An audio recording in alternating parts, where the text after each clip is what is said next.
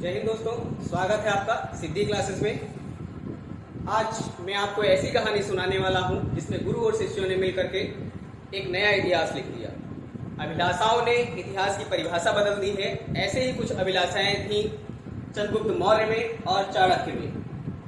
चाणक्य तक्षशिला विश्वविद्यालय जो था वहां पे गुरु हुआ करता था। नंद वंश के जो राजकुमार होते थे वहां पर पढ़ाई किया करते थे। चाणक्य को एक बार भरे दरबार में बेइज्जती का सामना करना पड़ता है और वहीं पर चाणक्य क्या करता है, अपनी शिखा को खोल लेता है और कहता है मैं तब तक इसमें गांठ नहीं बांधूंगा जब तक मैं नंद वंश को समूल नष्ट नहीं कर देगा। तो आगे की कहानी बताने से पहले मैं आपको बताना चाहूंगा कि नंद वंश का अंतिम शासक जो था वो घनानंद था और एक बार भरे दरबार में चाणक्य को अपमानित किया गया। किसी का ताना आपका बाना बना भी सकता है और बिगाड़ भी सकता है। ऐसा ही चाणक्य के साथ जब हुआ तो चाणक्य ने चंद्रगुप्त मौर्य को तैयार किया नंद वंश को तबाह करने के लिए। तो इससे पहले चंद्रगुप्त मौर्य को जाने, हम थोड़ा सा चाणक्य के बारे में जानेंगे। चाणक्य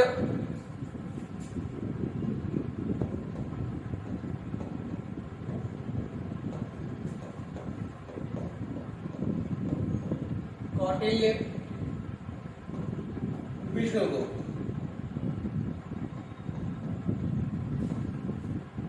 ये सभी इन्हीं के नाम हैं। चाणक्य इनके पिता का नाम था, इसलिए इन्हें चाणक्य कहा जाने लगा। इनकी नीति, राजनीतिक नीति बहुत ही फुटी हुआ करती थी, इसलिए इनको कौटिल्य कहा जाने लगा। वास्तविक नाम इनका विष्णुगुप्त था। तो चाणक्य ने किताब लिखी अर्थशास्त्र, और ये अर्थशास्त्र जो है राजनीति से संबंधित है। 15 भाग है इसमें।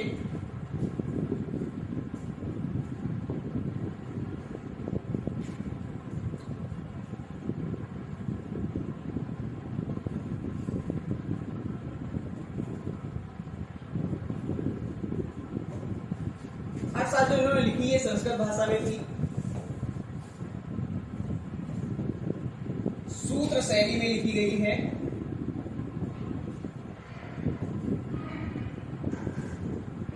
सूत्र शैली में थर्ड पर्सन के लिए, अन्य पुरुष को समझाने के तरीके को लेकर के चाणक्य नीति इन्होंने लिखी। चाणक्य नीति कहें, अर्थशास्त्र कहें।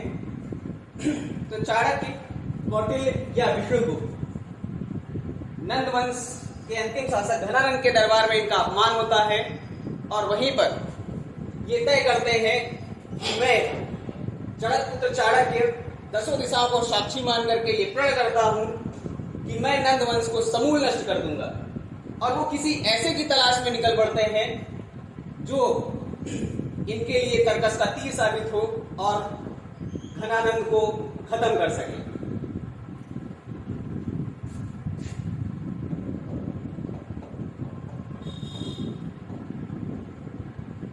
ये यहाँ पे शिक्षक हुआ करते थे तक्षशिला में।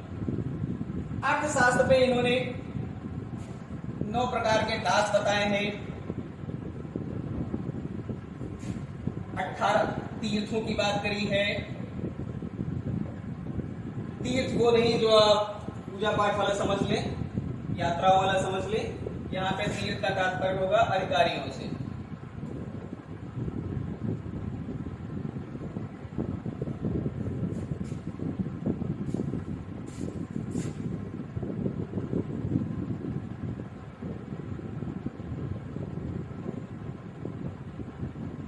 राज्य का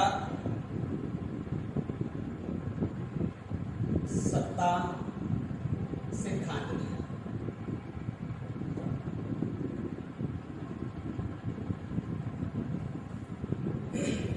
तो यहां तक की कहानी में आप ये जान पाए कि भरे दरबार में चाणक्य को अपमानित किया जाता है और वहीं पर ये शिखा आप देख रहे होंगे, चुटिला इनका, ये अपनी चुटिया पूरी खोल लेते हैं और कहते हैं मैं तब तक इसमें गांठ नहीं बांधूंगा जब तक मैं इस नंद वंश को तबाह नहीं कर दूंगा। तो चाणक्य जो था तक्षशिला विश्वविद्यालय में आचार्य हुआ करता था। वो तक्षशिला विश्वविद्यालय जहाँ के द्वारपाल भी किसी ज्ञानी ऋषि मुनि से कम नहीं हुआ करते थे। वहां पे ये शिक्षक हुआ करते थे। चाणक्य इसलिए कहा गया कि इनके पिता का नाम चाणक्य था। कौटिल्य इसलिए कहा गया क्योंकि इनकी राजनीति बड़ी कुटिल हुआ करती थी। विष्णुगुप्त इनका वास्तविक नाम हुआ करता था। अर्थशास्त्र उन्होंने लिखा, संस्कृत भाषा में लिखी गई है, सूत्र शैली में है, अन्य पुरुष की शैली में लिखी हुई है। इनसे जुड़ा एक किस्सा बताता हूँ, बहुत अच्छा सा है कि जब ये चंद्रगुप्त मौर्य को राजा बना देते हैं और तो इनकी ख्याति को सुनकर के चंद्रगुप्त मौर्य का एक मित्र मिलने आता है इनसे कि मुझे आपके गुरु से मिलना है। और तो कहते हैं ठीक है, हम उनसे वक्त मांगते हैं, आपको मिलाने ले चलेंगे। महल से बहुत ही दूर पर इनकी कुटिया हुआ करती थी। रात में वो दोनों मिलने जाते हैं और दोनों प्रणाम करते हैं। इनकी इजाजत लेने के बाद में जो अंदर प्रवेश करते हैं तो कहते हैं ये हमारे मित्र हैं और आपसे मिलना चाहते हैं। तो चाणक्य क्या करते हैं, वहां पर अर्थशास्त्र लिख रहे होते हैं, दिया जल रहा होता है। वो कहते हैं अच्छा मिलने आए हैं हमसे। वो क्या करते हैं, उस दिया को बुझा देते हैं, तुरंत दूसरा दिया जला लेते हैं और उनके मित्र से बातें करना शुरू कर देते हैं। उनके मित्र के लिए ये बहुत बड़ी बात हो गई थी कि आखिर क्या ऐसा था इस दिए में जो इन्होंने इस दिए को बुझा दिया और दूसरे दिए को जला करके मुझसे बातें करना इन्होंने शुरू करी। उनके मित्र से ये रहा नहीं गया। वो कहने लगे आचार्य अगर आप क्रोधित ना हो, वैसे भी गुस्सा इनके नाक पे रहता था दुर्वासा ऋषि के जैसा।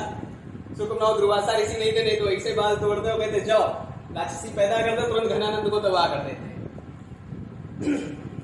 तो उसे रहा नहीं गया तो कहने लगा कि आचार्य ये बताइए कि आखिर ऐसा क्या था इस दिए में जो आपने ये दिया बुझा दिया और दूसरा दिया जला करके मुझे बताने की आपने हमसे हमें टाइम दिया है और हमसे बातें कर रहे हैं, तो दूसरा दिया क्यों जला दिया।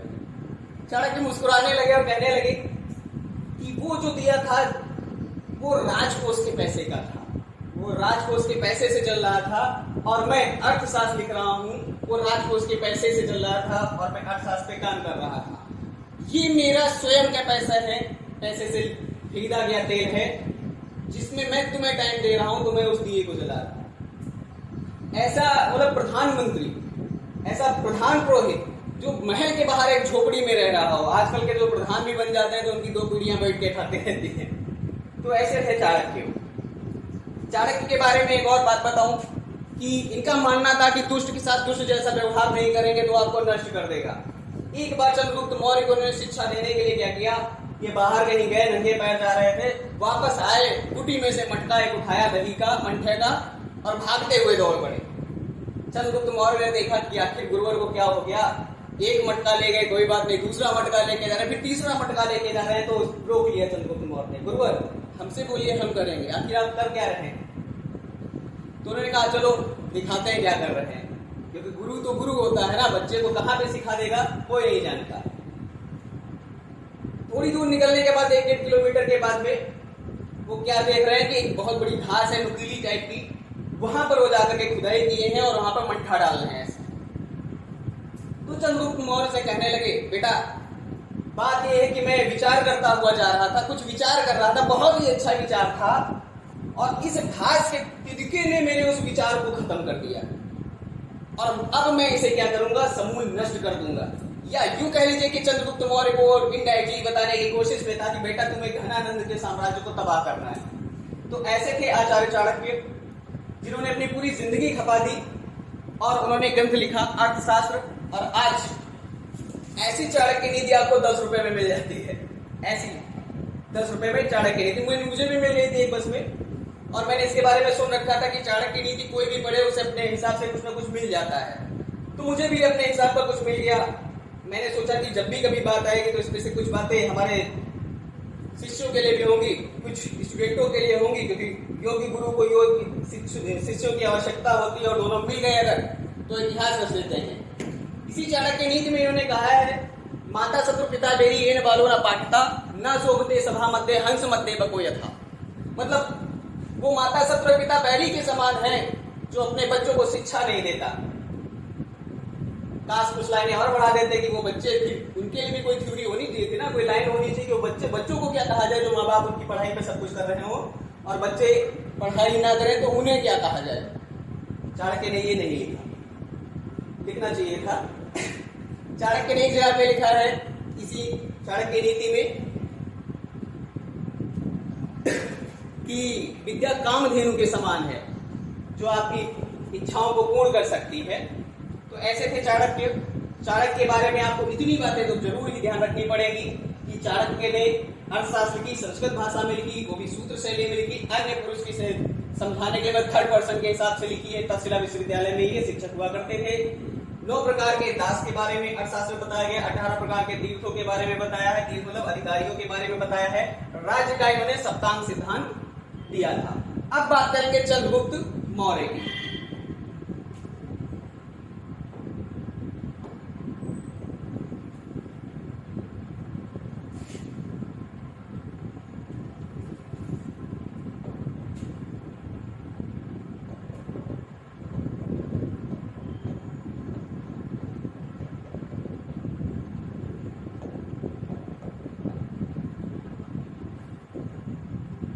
इतिहास पढ़ने वाले जो लोग हैं उनके दिमाग में थोड़ा सा कंफ्यूजन रहता है चंद्रगुप्त मौर्य को लेकर के और चंद्रगुप्त को लेकर के। तो ध्यान रखेंगे चंद्रगुप्त मौर्य जो है वो ईसा पूर्व में है, 3, 4, 5 ईसा पूर्व में जन्म होगा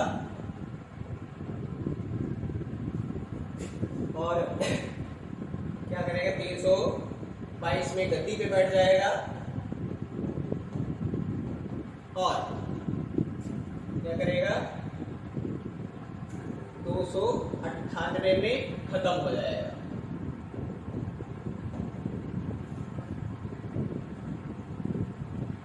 जब ये गद्दी पे बैठा, गद्दी पर बैठने के बाद में इसने अपने साम्राज्य को बढ़ाना शुरू किया, गुजरात को जीता, महाराष्ट्र को इसने जीत लिया। गुजरात में ही इसने क्या किया, गिरनार पर्वत पे सुदर्शन झील बनवा दी।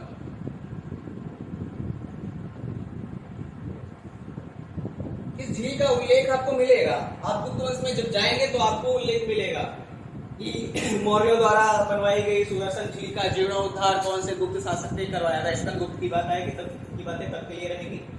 तो अभी के लिए जाने चंद्रगुप्त मौर्य का जन्म 345 ईसा पूर्व में हुआ, 322 ईसा पूर्व में गद्दी पे बैठेगा, 298 ईसा पूर्व में खत्म हो जाएगा। गद्दी पर बैठते गुजरात और महाराष्ट्र को जीतेगा और गुजरात और महाराष्ट्र का अगर आप लोग नक्शा देखेंगे तो आप देखेंगे कि पश्चिम जो एक इलाका हुआ जिधर से लोग आक्रमणकारी आते रहते थे वही इलाका पड़ता है। सिकंदर जा चुका था, सिकंदर खाली हाथ आया और खाली हाथ चला गया था, खत्म हो गया था और अपने साम्राज्य को छोड़ गया था वो अपने सेनापति सेल्यूकस निकेटर के लिए।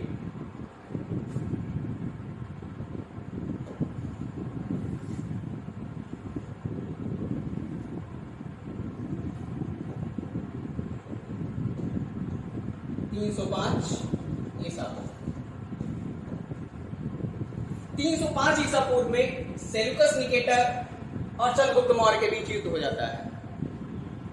कहते हैं ना कि हदें अगर बेहद हो जाए तो सरहदें बनती हैं और सरहदों के लिए फिर सर कितने हदों से उतरते हैं ये तो युद्ध ही बताएगा, युद्ध बताएगा और विशुद्ध रूप से बताएगा। तो 300 ईसा पूर्व में जब सेल्यूकस निकेटर और चंद्रगुप्त मौर्य की सीमाएं आपस में टकराने लगी तो एक युद्ध हो गया 305 ईसा पूर्व में। सेल्यूकस निकेटर हार जाता है और चंद्रगुप्त मौर्य को काबुल, कंधार, हेरात, मकरान ये दे देता है। उसके बाद में अपनी पुत्री हेलेन का विवाह कर देता है, हेलेन का विवाह कर देता है चंद्रगुप्त मौर्य के साथ। ये वहां से मैगस्थनीज है, गौर से देखिए। विवाह की बातें चल रही थी कि रोने लगे कि हम भी जाएंगे दहेजे में दीदी के साथ में। मजाक कर रहे हैं, दीदी नहीं कहते थे। बंधन पिक्चर की तरह नहीं कि हाँ सलमान खान माधुरी दीक्षित के साथ आए, दीदी के साथ दहेज देना और जीजा की बहन को लेकर भाग जाना है। तो मैगस्थनीज जो था चंद्रगुप्त मौर्य के साथ में सेल्यूकस निकेटर ने अपनी पुत्री का विवाह किया। कुछ समय के बाद मैगस्थनीज क्या करता है, इनके दरबार में आता है। ये मैगस्थनीज है। तो सीधी सी बात है, चंद्रगुप्त मौर्य के दरबार में आएंगे और कहां रहेंगे, पाटलिपुत्र में। तो सबकी लैंग्वेज अलग अलग होती है। ये पाटलिपुत्र को पालीपोथा कहेंगे,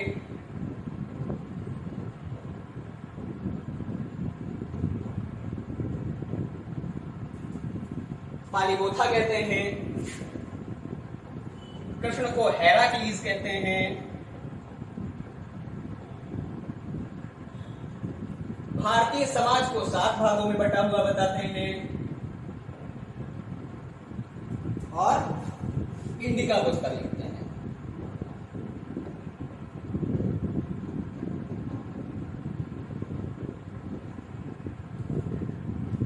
तो मेगास्थनीज किसके दरबार में आया? सीधा सा जवाब होगा चंद्रगुप्त मौर्य के दरबार में आया। किसका ये राजदूत था? सेल्यूकस निकेटर का राजदूत था। दहीजे से याद रखेंगे तो याद हो जाएगा कि हेलेन के साथ में दहीजन चले आए थे, तो इससे आपको याद रखना आसान हो जाएगा। पाटलिपुत्र में रुकते हैं, पालीबोथाइड कहते हैं, कृष्ण को हेराक्लीस कहते हैं, भारतीय समाज को 7 भागों में बटा हुआ बताते हैं और इंडिका पुस्तक कहते हैं। इन महाशय का मानना था कि भारतीय लिखना नहीं जानते, मतलब 305 या 304 ईसा पूर्व की बात में ये कह रहे हैं कि भारतीय लिखना नहीं जानते। इनके अप्पा भी नहीं पैदा हुए होंगे तब कहा गया। हमारे यहाँ के वेद लिखे जा चुके थे, वेद बहुत पुराने हैं, इनको ये नहीं पता था कि वेद भी भारत में है। इनका ये मानना था कि भारतीय लिखना नहीं जानते। ध्यान रखिए, ये क्वेश्चन बहुत पूछा जाता है कि किसने कहा था कि भारतीय लिखना नहीं जानते। तो ये महाशय कौन थे? मेगास्थनीज। तो मेगास्थनीज किसके दरबार में आएंगे? चंद्रगुप्त मौर्य के दरबार में आएंगे। पाटलिपुत्र में रुकेंगे, पालीबोथा से कहेंगे, कृष्ण को हेराक्लीस कहेंगे, भारतीय समाज को 7 भागों में बटा हुआ बताएंगे और किताब लिखेंगे कौन सी? इंडिका।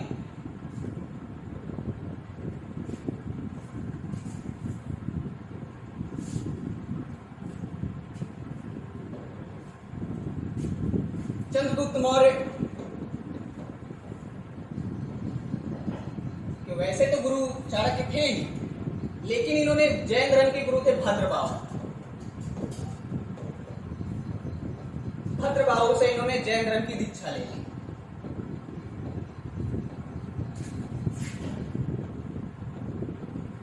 क्वेश्चन आपसे करेगा कि चंद्रगुप्त मौर्य को जैन धर्म की दीक्षा किसने दी थी, तो आपका आंसर बनेगा भद्रबाहु। चंद्रगुप्त मौर्य ने क्या किया? अखिल भारतीय साम्राज्य की स्थापना की। पहले अखिल भारतीय साम्राज्य की स्थापना करने का श्रेय अगर किसी को दिया जाता है तो चंद्रगुप्त मौर्य को दिया जाता है। तो क्वेश्चन अगर आपसे करता है कि प्रथम अखिल भारतीय साम्राज्य का निर्माण कौन से भारतीय शासक ने किया था, तो आपका आंसर बनेगा चंद्रगुप्त मौर्य। प्राचीन भारत की स्वतंत्रता का प्रथम नायक, फिर से बोलता हूं, प्राचीन भारत की स्वतंत्रता का प्रथम नायक जो था वो भी कौन था? चंद्रगुप्त मौर्य ही था। चलिए बहुत जल्दी इसको खत्म भी कर दें, अच्छा रहेगा। 258 पेज तक भद्रबाहु चंद्रगुप्त मौर्य मिलकर चले जाते हैं कहां? कर्नाटक।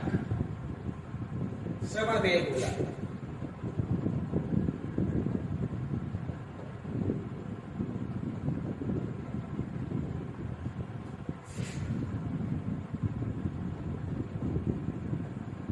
चंद्रगिरी पर्वत,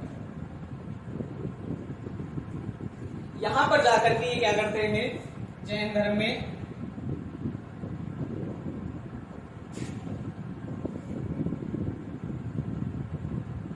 संलेखना एक विधि होती है अपने प्राणों को त्याग देने की। मतलब जो कोई भी इस विधि से अपने प्राणों को त्यागना चाहता है वो क्या करता है कि धीरे धीरे अपने भोजन को छोड़ना शुरू करेगा। 4 रोटी खाता है तो अगली बार 2 खाएगा, फिर 1 खाएगा, फिर आधी खाएगा, फिर आधी खाएगा। किताबों में ये तक लिखा हुआ है कि चंद्रगुप्त मौर्य को अंतिम समय में आधे आंवले पर जीवन को व्यतीत करना पड़ा। जीवन को क्या व्यतीत करना? मृत्यु की तरफ वो अग्रसर हो चुका था। और गुरु इनके कौन थे? भद्रबाहु। तो चंद्रगुप्त मौर्य और चाणक्य ने मिलकर के क्या कर दिया? घनानंद को तबाह कर दिया। मतलब योग्य गुरु को योग्य शिष्य मिल गए और इतिहास ही उन्होंने बदल दिया। मतलब 2 लोगों का तिरस्कार किया गया और वक्त ने उनकी मेहनत का ऐसा पुरस्कार दिया कि नंद वंश तबाह हो गया। चाणक्य ने चंद्रगुप्त मौर्य को गद्दी पे बिठा दिया। घनानंद का एक सेनापति राक्षस हुआ करता था, भद्रशाल भी हुआ करता था, उनको भी हरा दिया और अखिल भारतीय साम्राज्य की स्थापना की चंद्रगुप्त मौर्य ने।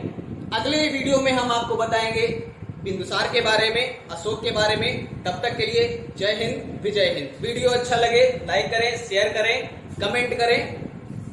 धन्यवाद।